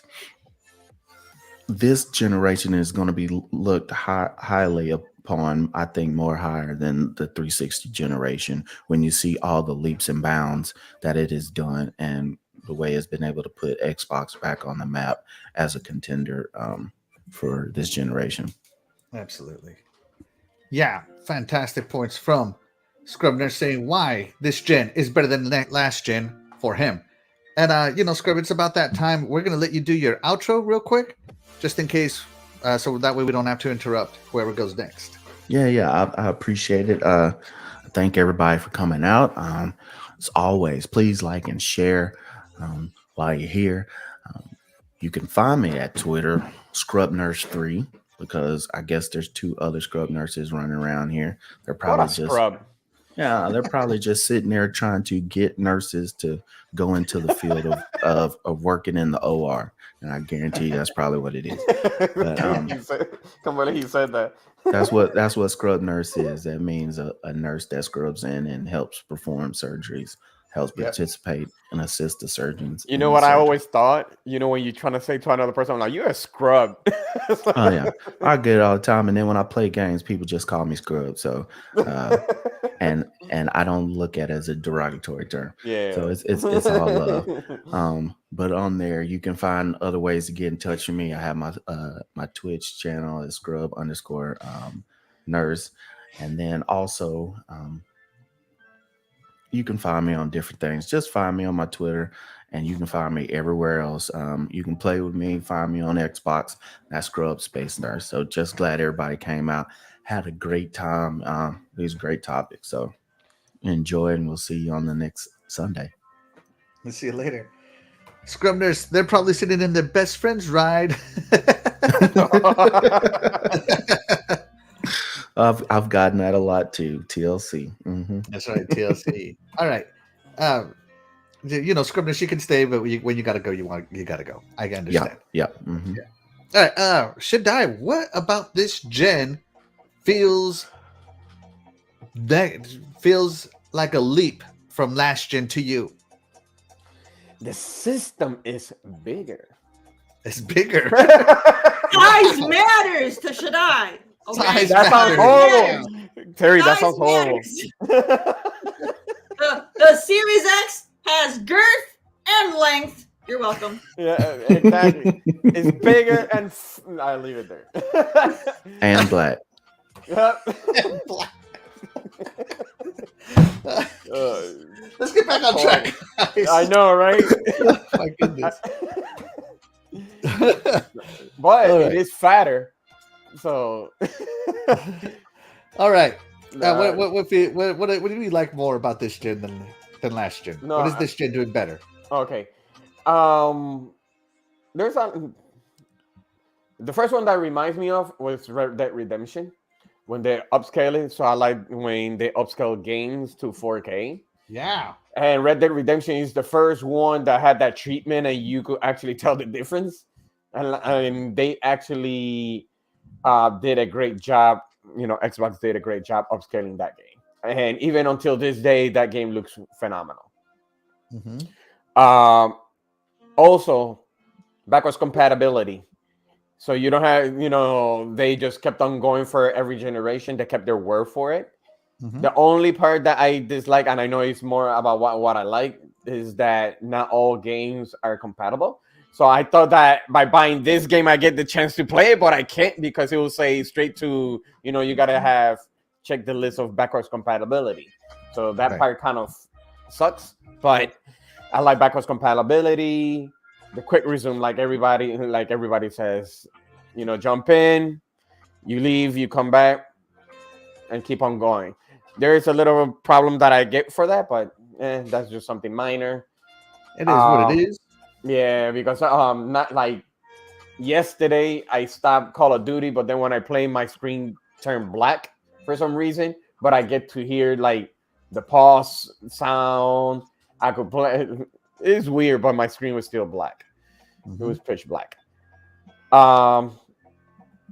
What other features? Well, the thing is, I wish they had what is it called? Snap. Oh, the snap. Yeah, I Yeah, loved the snap. yeah. I wish they bring back the snap. It would have been even better. It runs faster, smoother. The FPS, um, the FPS boost. You Mhm. get all those treats, and it's making a lot of the games better. Absolutely. It's just that nowadays studios is like they're not using. I don't know how that works, but sometimes I wonder why studios doesn't take advantage of all the features that Xbox gives for their games. I really don't. I really don't know. But other than that, the Xbox is good. I don't know what else to say when it comes to features. It just I guess there's some other features that I never got the chance to use it. Especially I downloaded not even too long ago, which I missed it. Playing back music on the background while you're playing games. Yeah, that's been there since the OG Xbox though, because I No, remember doing that it with is my original exactly. Xbox. But then I saw the application for it. I'm like, man, I missed that too. So it Yeah, would have been, that's a pretty good feature. But absolutely. but other than that, I'm like everybody else. The quick resume is right there. Is like the key right now. Right. Okay. Fantastic, Shaddai. So my next gen features that I love the most, and I'm gonna say this. No, sorry. Just I saw what Dreadpool said. That's why Shaddai carries his prison wallet with caution. Split Difference says, "Oh my God, Terry, what are we talking about?" And Whatever Scrivener you says, want to "Yeah, talk about. absolutely." All right, use your imagination. All right, Yeah. Xbox. That's what dreams are made of. If the Xbox Series X and PS5 go through mid-gen refreshes, I will officially be done with console purchases. All the talk from these two companies about power for both, I'll go back primarily to PC again. Hey, everybody's got a draw on the line in the virtual sand somewhere, buddy. All right, let me see. So yeah. So for me, the things I love about my Xbox Series X, number one, again, is quick resume. I thought quick resume kind of looked stupid. I was like, who cares? But it's one of those things that once you get it, you can't live without it, and you can definitely tell when another console is missing it. And I never want to not play something that doesn't have quick resume. The fact that it even works when you power the console off and unplug it for a week, it still remembers all that is fantastic. It's gotten better with online games, although not great. Destiny. So it is doing fantastic next gen. Being an old school gamer, I know for a fact that my Genesis, my Saturn, my Dreamcast ran games at 60 frames per second. I don't know why we went away from 60 frames per second. So going back to that 60 frames per second as a standard for me is fantastic. Even though some games still run at 30, yes, I don't think it's a deal breaker, but trust me, 60 is way better. 120 is even better than that if you have the TV for it. Yes. But usually I like to have it at 60. I feel like I get good graphics for frame rate compromise. For me, that's where my sweet spot is. Graphical fidelity is there. I feel that even though I have an Xbox Scorpio, an Xbox One X, my It is Xbox a Series X Scorpio. can hold higher graphics more consistently. Every now and again, a game would come out that would do a hard, and I'm talking like a hard resolution drop on my Xbox One X, and you could see it because it would be like a quick flicker, but it would resize. I don't know if anybody ever noticed that, but I did. And then so my Series X doesn't do that. I never notice it. So to me, the game runs a lot smoother. The media button on the controller, love that media button. I capture stuff all the time on my Xbox. Push it once for a photo, hold it down for a video clip based on your settings. That's also great. The fact that the controller can now sync between two things. So my controller, I got one sync to my computer, one to my Xbox, and I just got to push the Bluetooth button to switch what it syncs on. That's awesome. The controller, the fact that they keep making this thing better, even though after the 360 I felt they perfected it. And how do you build on perfection? They just do. They just do. I don't know how else to say it. They just do. Game loading, the SSD. I love the SSD, man. I went to SSDs on my computer a long time ago, and it was painful playing the same games on my console. I almost went pure PC. You almost were looking at PC Axel.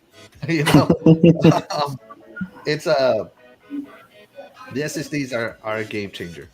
Dolby Atmos works better. So every now and again on the Xbox One, Dolby Atmos wouldn't find its license, so it would go back to Windows Sonic, and I would have to load the Dolby Atmos app and reload Dolby Atmos and let the game do the Dolby Atmos. Even though not a lot of games had it, the ones that did, Tomb Raider, Gears 5, those games sounded phenomenal with Dolby Atmos. The fact that I don't need to do that anymore with my Xbox Series X, that it always finds that Dolby Atmos license, is fantastic. And cloud gaming, I think, is the biggest next gen feature for me, or current gen feature for me, because if I want to try a game, I don't have to download it if it's on Game Pass Cloud. I can just try it, load it up, and then if I like it enough, I'll download it. A game like Flight Simulator, that game is massive. It takes up so much hard drive space. It's incredible.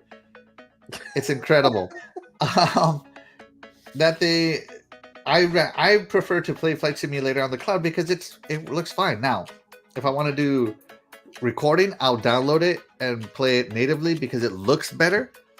But if I'm there for just the gameplay, it looks good enough on the cloud.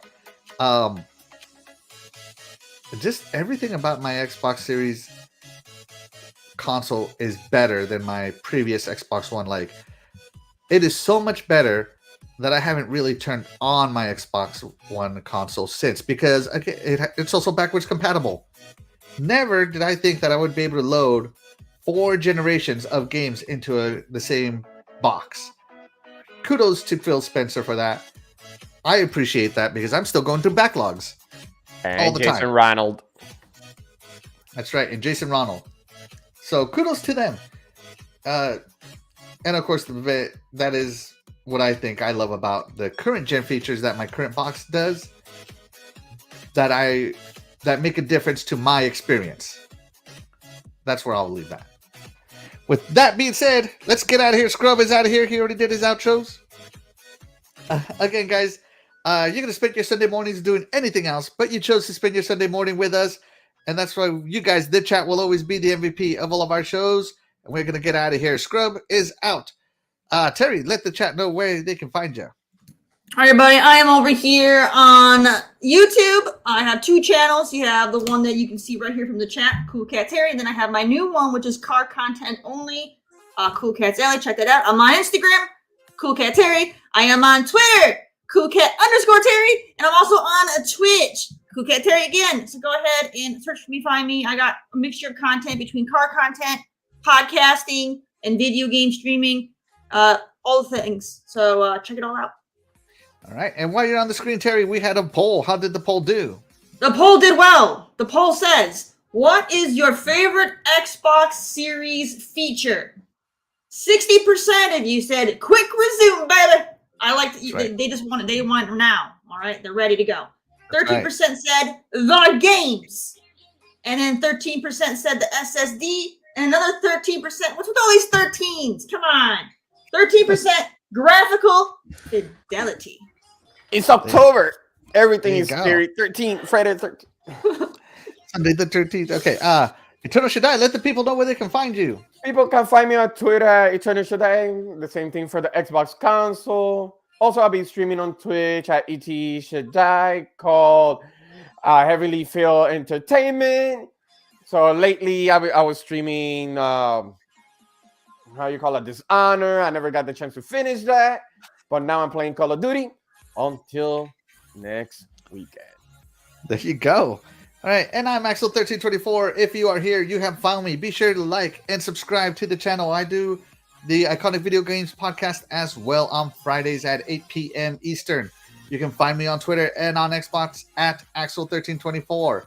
And with that being said, guys, we are going to go ahead and get out of here because Terry is giving the chat. I don't know what she's giving him. I'm all over the place. I'm just... All right, guys. We'll Have catch a you great guys day, next everybody. week. Thank you so much for tuning in.